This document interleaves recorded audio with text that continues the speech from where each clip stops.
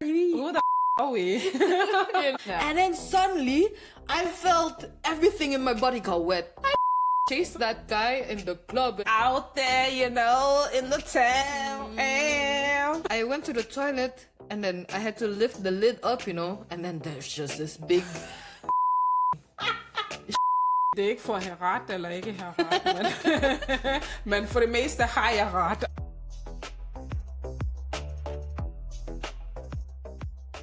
Hey baddies, let's talk.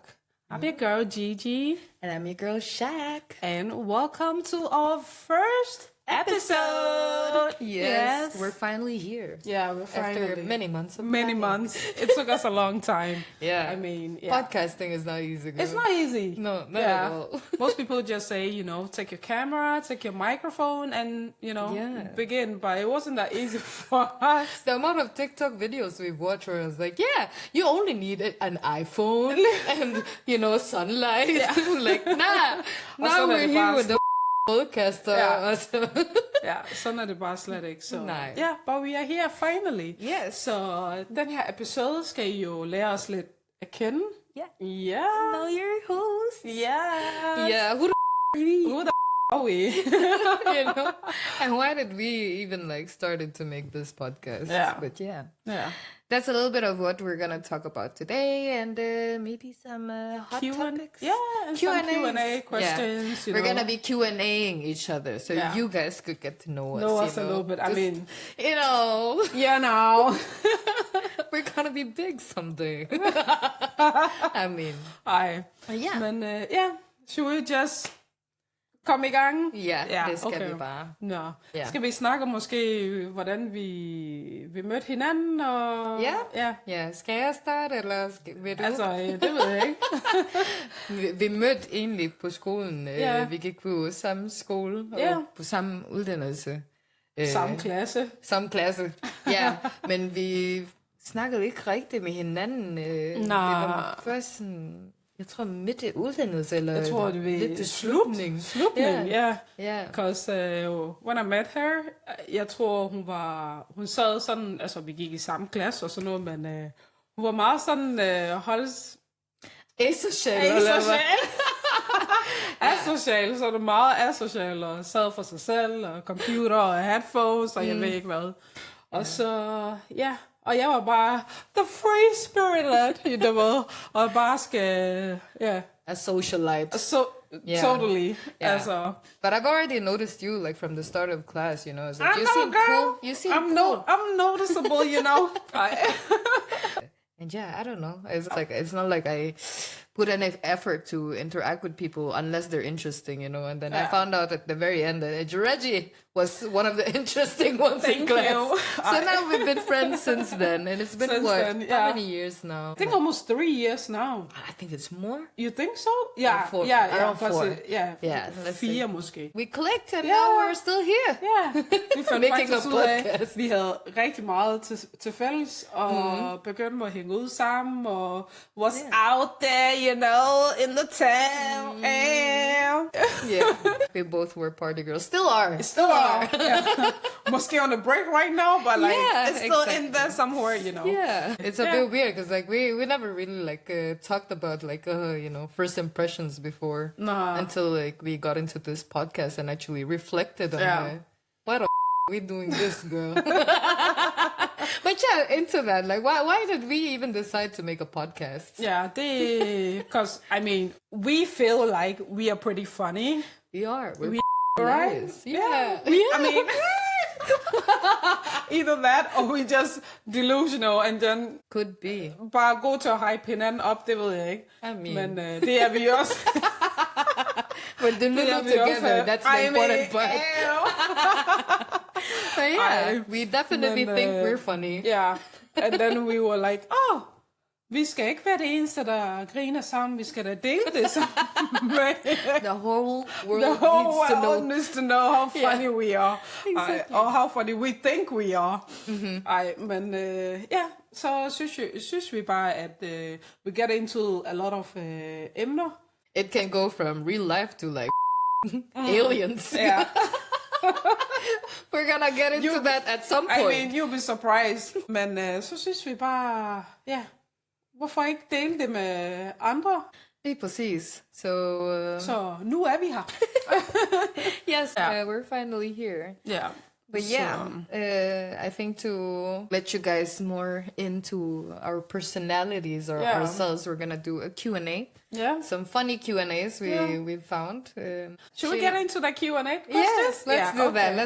Let's dig through it. Let's dig it through. What's your most toxic trait? Gider vi faktisk sige det? Ja, jeg vil nok sige at diskutere. I love arguing, you know. Jeg elsker, om jeg har ret eller ikke har ret. Altså, I always fight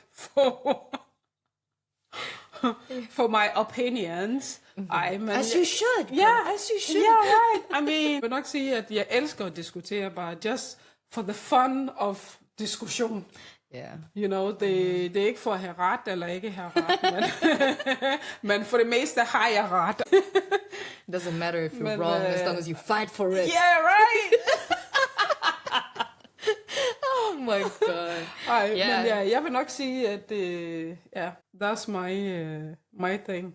Medmindre du finder sådan facts og viser mig det, så maybe that's where I rest my case. I'll be like, whatever, but like, det er nok der, hvor jeg tænker, it's right in my face, so I'm gonna let it go.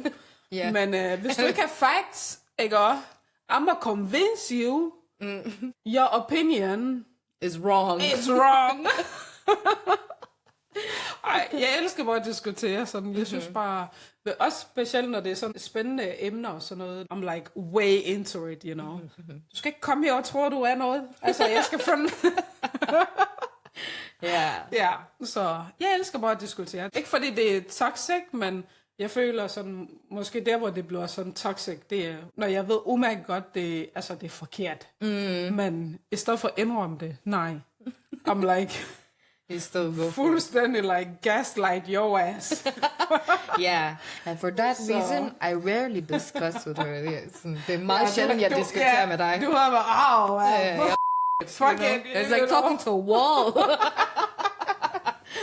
No, but you do have that trait for real. I have witnessed that plenty of times. It was just not against me though. Nah. Poor people. Du tør ikke. Du tør seriøst. Du bliver like, så skal vi gå videre til det næste emne. Background story with the... You're probably gonna see this a lot in the podcast. Yeah. I mean, jeg kan huske dengang vi gik i skole sammen, hvor hver gang du skulle fremlægge eller noget, jeg grinede så meget, fordi hendes måde at sige videre, så klapper hun altid, så siger hun så. But for me, it's like, you know, it's like a formal way of like, up to the next topic. But that was me every 30 seconds. So you just, so. It was like being in church, you know, every clapping your hand. Oh my god. Yeah. Men hvad vil du sige, din toxic trait er? You know, I'm a lover girl, you know, and I love hard.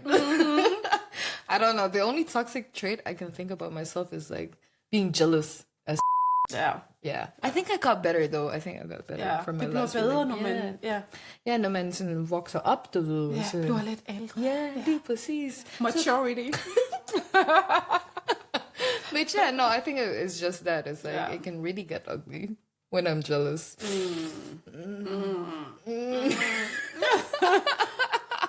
Yeah, you better keep your phone under your pillow at night, man. No, I'm kidding. No, I'm not that invasive. Jeg synes, det er meget normalt. Altså, right? Yeah. Right. But it's not a toxic trait. But, you know, it's more common. So it's a bit acceptable. Der er mange, der siger sådan, I never get jealous, I never do this. But like, that's probably the one you need to watch out for, okay? Yeah, fordi så tror jeg, at det går from like 0 to 100. Altså, jeg tror ikke, der er mellemrum der, hvor det er sådan optrapper. Konfliktoptrapning. Jeg tror ikke, at det er i hvert fald der, man skal passe på, synes jeg. Så det er meget normalt at være jaloux en gang imellem. Og sådan noget. Altså ikke være jalousi i forhold til sine venner eller noget, men altså at least like, altså jealousy in relationship, I feel like that's pretty normal. But that's the thing, is like I used to be like really jealous just because like you're talking to a girl, you know? Yeah. Yeah. Yeah. It's like I think there was one time with my best friend also where I had to tell her off. Like, what You need the to fuck? check that. Yeah, no, I told my best friend like, why the being too close to my man, you know? And now growing up, it's like my best friend's type is opposite to mine. Yeah. You know? It's like it would have never happened. We've talked about it many years later, and she was just like, yeah, man, you were just crazy in the head back then. But it's just like, you know, but she knew it's that. growing up. I'm better now. Taking my meds on the daily. The voices don't talk to me as much anymore. Oh, no. Yeah, I'm better now. Yeah. No. That was the toxic trait. Yeah.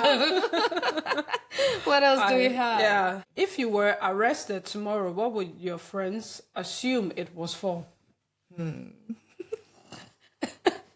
A bit of a tricky question. We need a papers, girl. No, but I think, yeah. See, I have self-control, and that's the important part. Yeah. Growth. For real. Yeah, growth. Det er bare sådan, don't test me. Like, don't. It's good that no one has tested you yet then. Yeah. I mean, there's been a couple of, people and whatnot, Men det er også, så har de fået det, de fortjener. Yeah. I would say so also. It's like, I know I'm a very nice person. Yeah. So when I actually go over the edge, you definitely deserve it. Yeah, like it takes really a lot to push me over the edge. I feel like it's the same thing with me too. I'm very chill, I'm very mellow. I feel like if you cross the boundary, that's where you get whatever comes to you. Yeah. For real. So I feel like that's a good... Yeah. I feel like it's this... Altså, det er bare det samme med alle mennesker. Alle har deres grænser, og hvis der en grænse bliver overskridt, whatever. Forgive me. Whatever. We ain't no Danish teacher. No perfect grammar. Men ja, så er det der, hvor man har lov til at react, Yeah. Should we get into some drunk stories? I'm really painting myself as a bad person, no matter how much I'm trying to tell people I'm nice. I mean, she is nice until the devil gets her. The liquor. Yeah, worst drunk story of mine. Det var nok... jeg kan ikke huske, om det var min fødselsdagsfest, eller... Ja, jeg tror faktisk, det var din fødselsdag. Ja, det var min fødselsdagsfest, og så har jeg bestilt et bord på et natklub. Ja. Jeg vil ikke sige... Vi nævner ikke natklubbens navn. Nej. Anyways, so... Me and the girlies, we were out dancing, I booked a table. We had drinks in that table. Der skal også lige siges, vi var lige kommet i klubben. So we went like kind of straight to the dance floor. Exactly. And then continue. And then we came back because like the got tired popping the pussy on the dance floor. But yeah, we went back to get some drinks, right? And then I see 3 guys on our table. And then I see my friends being like, a little bit awkward and tense around them. And then I was like, oh, do you guys know these people? And they're like, nah, they just sat down here and started the, chit-chatting. Yeah. So I asked these guys to leave. I asked them very nicely, specifically very politely. 3 times. 3 goddamn chances, right? And at the 3rd time, I was like, they finally got up. But then one grabbed our vodka bottle. And me, I was a bit tipsy. Maybe I was drunk. Maybe I was a little bit drunk. But yeah, that literally like triggered me the out. So I grabbed the bottle, slammed it on the table, pushed him the out. And the way the tables were arranged, it was like a little bit elevated. Yeah. So when I pushed him, he basically almost fell, and he spilled his drink a bit. Yeah. And then me, I was, of course, like very hot in my head, so I just sat down, tried to breathe, calm myself. She was the boss, I know, mama's gonna take care of her babies. But I sat back down, and then suddenly I felt everything in my body got wet. And not in the good way. No. Not in the good way. This guy spilled his drink on me. Yeah. And so what did I do? I Went ballistic! I chased that guy in the club and like, you know, there wasn't anything like super physical happening. It's just like I just wanted to like confront him. Yeah, exactly. Yeah. And long story short, at the end, me and the guy got kicked out. Yeah. And the thing was we barely got our drinks, or like we barely drank anything from our drinks. I mean, we just got the drinks, and then because we were on the dance floor, while they were like de ordnede drinks og sådan noget, så lige så snart det kom med de flasker og sådan noget, så tænker vi, nå, nu skal vi rigtig hygge os og sådan noget. Nej, because this got kicked out, and then we had to follow her out, fordi altså, det er jo også hendes fødselsdag, jo. Så vi kunne ikke bare synge. You know? I really appreciate it though, and like really credits to my friends because they took those bottles. Så vi gik bare i gang med at hide those bottles anywhere we could, and then we took fucking hele flasken med ud. Og så lige så snart vi kom ud, så begyndte vi selv at mixe det vi kunne. Det var vi havde ikke nogen kopper, faktisk. Nej, vi tog det bare fra flasken. Så vi tog det bare fra flasken, og så drak vi lidt og endte et andet sted i byen. Og, It still ended a good night for me. It did. Yeah. On the drunk side. On the drunk side. Yeah.